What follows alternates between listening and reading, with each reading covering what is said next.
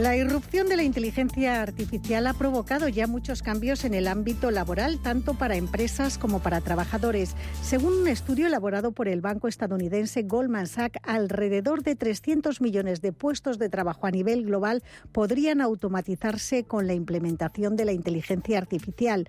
La parte positiva es que también se necesitarán profesionales para gestionar esa inteligencia. Asseco Spain, la multinacional de soluciones empresariales, especializada en inteligencia artificial, ha concretado ya los perfiles que serán claves para hacer un uso eficiente, ético y responsable de la IA. Nos acompaña María Coloma de Asseco Spain Group. María, muy buenas tardes, bienvenida. ¿Qué empleos, María, está generando la inteligencia artificial o va a generarlos en el futuro próximo? Pues tenemos muchos cambios. Tenemos que tener en cuenta que la inteligencia artificial lleva con nosotros ya muchos años, más de 40, pero cada vez tenemos más datos y quizás los perfiles que más vemos son aquellos que están vinculados a la gestión de datos, desde el científico de datos, que es el que se encarga de recopilar, organizar, analizar la información. Estamos hablando de grandes datos, grandes cantidades de información. Luego también el especialista en Machine Learning, que es el que está detrás del aprendizaje de esa máquina, el que enseña el CIA, entonces ve que estudiábamos nosotros en filosofía. Luego también tienes todos los desarrolladores de software que están detrás de la inteligencia artificial. Por ejemplo, el que está diseñando ese chatbot, ese reloj inteligente, etcétera.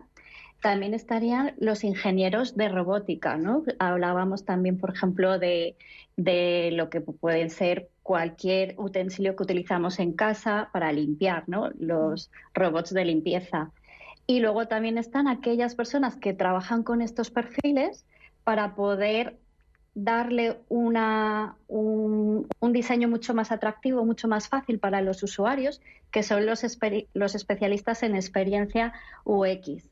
Pero claro, también tenemos un problema las empresas, y es que muchas veces tenemos que traducir lo que nos cuentan estos perfiles técnicos a las organizaciones. Y ahí están los consultores comerciales, especialistas en inteligencia artificial, que organizan esa estrategia junto con las empresas, pues para poder utilizar la inteligencia artificial adecuada a las necesidades que puedan tener.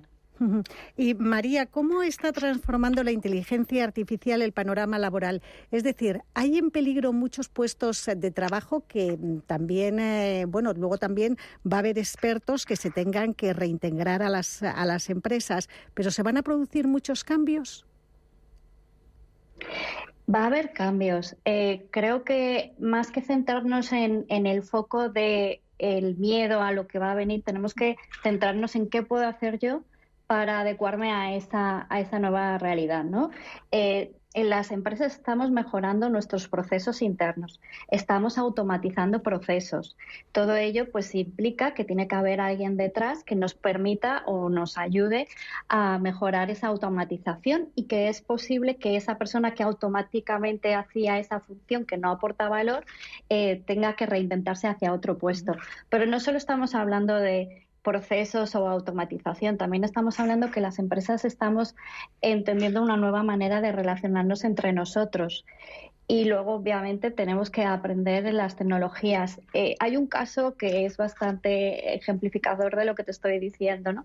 Y es que yo me acuerdo cuando empecé a trabajar, pues cualquier información la poníamos ahí en la sala donde compartíamos información, en plan un post-it, ¿no? Este es el horario, esta es la noticia.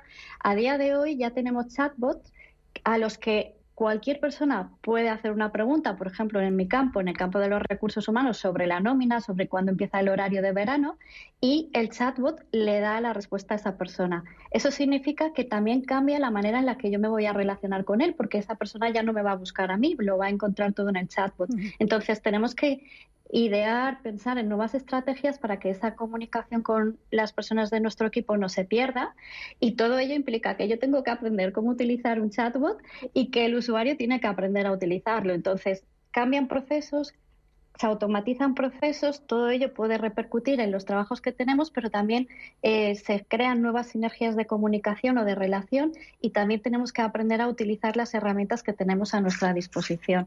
Va a haber muchos cambios, no nos centremos en lo negativo, en que se van a destruir puestos de trabajo, porque se tienen que crear nuevos puestos de trabajo y nos tenemos que reinventar, alinearnos a esa manera de trabajar, pues que está aquí, ¿no? Más a medio y largo plazo. Y María, ¿hay talento en España para esos nuevos puestos de trabajo que se van a crear? Pues es cierto que en el momento presente tengo un gap. Publico una oferta y no siempre tengo muchas personas que se interesen o que puedan reunir las capacidades tanto técnicas como personales para optar al puesto. Pero también este gap tiene que cambiar. Y creo que hay talento en España. Creo que todos tenemos un talento y tenemos una motivación por hacer algo, por aportar algo. Y que desde ese talento y esa motivación es desde donde tenemos que trabajar, tanto en las universidades, en los centros de formación, pero también en las empresas. Al final lo que quiero transmitir es que tenemos talento, pero tenemos que alinear el talento a las nuevas necesidades que tenemos las organizaciones. Y a mí, por ejemplo, una manera de ver que esto ya ocurre es perfiles que llevan 5, 10, 15 años de experiencia profesional en un sector que no es el tecnológico, que están aprovechando el momento presente para hacer formación técnica, y esa formación técnica les permite optar a nuevos puestos de trabajo. Entonces, son personas, digamos, Benjamín en ese nuevo rol, pero que aportan mucho expertise por esos 10, 15 años de experiencia en otros sectores donde han desarrollado habilidades, y son perfiles que encajan muy bien dentro de los grupos de trabajo. Entonces, si tenemos talento, alineemos ese talento a las necesidades, a las demandas que tenemos en el sector tecnológico.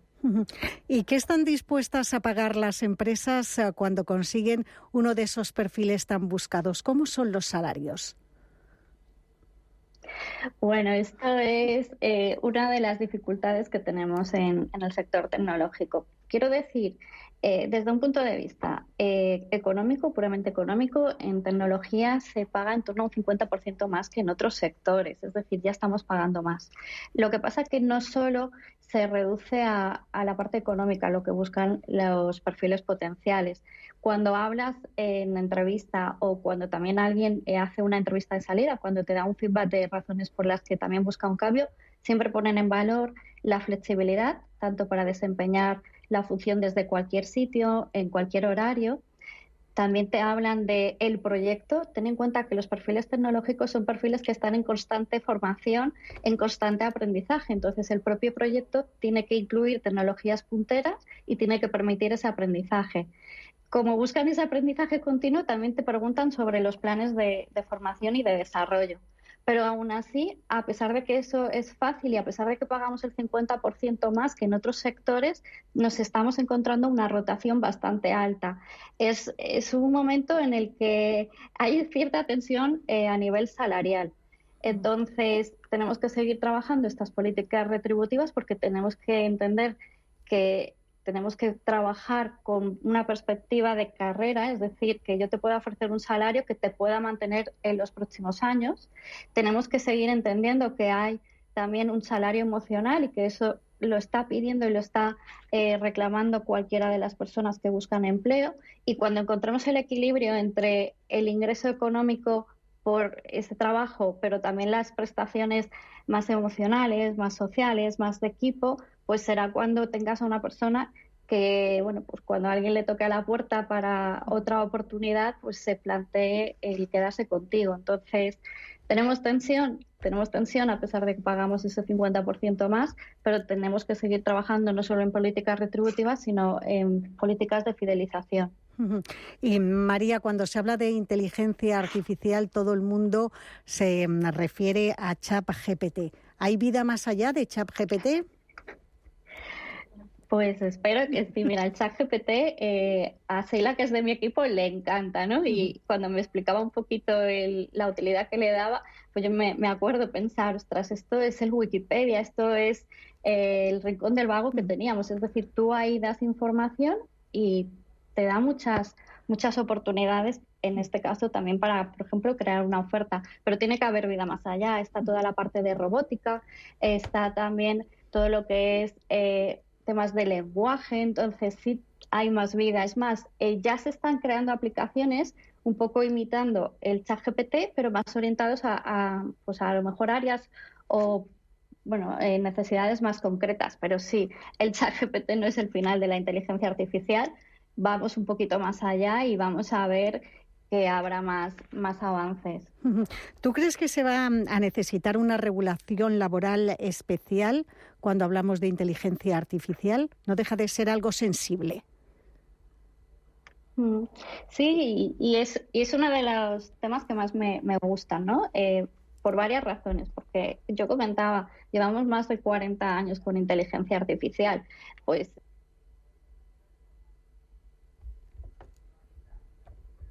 por ejemplo, a nivel Outlook, el spam, ¿no? Ahí nunca ha pasado nada, pero ahora mismo hay cierto resquemor. Y en ese resquemor vamos un poquito más atrasados. Me explico. A fecha de hoy tenemos que tener en cuenta que es necesario legislar, crear marcos para poder regularizar la inteligencia artificial. La inteligencia artificial hace referencia a qué hago, a cómo lo hago, para qué lo hago y por qué lo hago. Y al final el fin único es facilitar algo a mí como persona, como usuario. Entonces, yo tengo una responsabilidad como usuario. Las empresas tenemos una responsabilidad como organización. ¿Una responsabilidad para qué? Para que la inteligencia artificial permita seguir dignificándonos a nosotros como humanos. Si hacemos un mal uso de esa inteligencia artificial, pues tendremos un problema a nivel de dignificación, porque al final la inteligencia artificial no solo afecta a nuestro día a día a nivel pues, socio-tiempo libre, afecta a la parte de salud, a la parte de educación, afecta a la parte de seguridad y todo ello pues siempre tiene que tener el mismo fin, que nosotros sigamos dignificados como humanos. Poquito a poquito se va legislando más y es cierto que recientemente en 2021 ya se ha hecho una recomendación sobre la ética de la inteligencia artificial desde lo que es la Conferencia General de la UNESCO. También desde el Ministerio de Trabajo y Economía Social se está trabajando, expertos están haciendo también un programa que nos puede ayudar a las empresas a hacer un buen uso y no olvidemos que también estamos trabajando datos. Entonces, también desde todo lo que es la Agencia Española de Protección del Dato, sé que se están haciendo bastantes análisis, evaluaciones e informes sobre cómo debemos utilizar ese dato. Entonces, no debemos perder de perspectiva que seguimos trabajando para la dignificación del humano, en este caso con inteligencia artificial, pero que tiene que haber un marco y leyes que nos permitan que todos intentemos lo mismo por un buen uso de la misma inteligencia artificial. Por lo tanto, María, ¿hay que poner límites éticos a la inteligencia artificial? Sí, al final los límites... Ten en cuenta que cuando hablamos de algoritmo, el algoritmo que yo te decía al inicio es lo que antes estudiábamos en filosofía, decía entonces B. Entonces hay que poner límites en que el A entonces B no afecte a las personas porque el algoritmo tiene un sesgo, porque el algoritmo puede no estar dándole una visión totalmente objetiva a la información que le estás dando. Por ejemplo, fíjate, si ahora, por ejemplo, analizamos datos de una empresa, las empresas tenemos hombres y mujeres, por decir. Entonces, si yo veo que he incorporado más hombres y cuando estoy buscando un perfil de esas características, el algoritmo me está diciendo que las posibilidades de éxito están asociadas a hombre, ahí tengo un sesgo. Tengo un sesgo que además es discriminatorio. Entonces, tenemos que velar desde la parte ética para que no se produzcan sesgos discriminatorios y que a la vez puedan implicar ese uso malicioso de la información y que supongan al final un perjuicio para las personas, bien por persona como individuo o bien por colectivo. Entonces sí se tienen que poner límites y creo que además las personas expertas en eso son las personas que van a estar ocupando puestos de interés a medio o largo plazo. Pues nos lo has explicado muy bien, María Coloma de Asseco Spain Group. Muchísimas gracias por habernos acompañado en A Media Sesión, por habernos contado tantas cosas de forma tan clara. Hasta la próxima. Un fuerte abrazo. Muchas gracias y un fuerte abrazo.